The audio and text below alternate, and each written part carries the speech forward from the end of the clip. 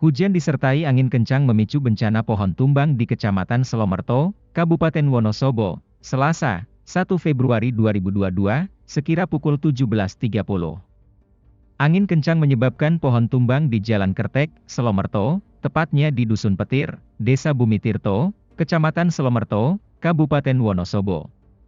Dikarenakan hujan lebat disertai angin kencang, kata Kasih Humas Polres Wonosobo, AKP Slamet prihatin kepada tribunjateng.com, Selasa, 1 Februari 2022.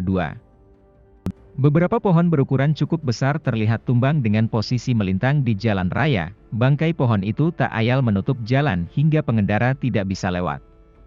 Tidak ada korban jiwa dalam insiden ini. Tapi akibat kejadian tersebut, jalur dari arah Kertek menuju Selomerto atau sebaliknya macet total. Tim Dalmas Polres Wonosobo dan BPBD Kabupaten Wonosobo dibantu warga setempat melakukan proses evakuasi pohon. Ini agar jalan bisa dilalui kembali. Batang pohon harus dipotong menggunakan gergaji mesin untuk mempermudah evakuasi. Selama proses evakuasi, pengendara yang akan melintasi jalur itu dialihkan melalui kota Wonosobo.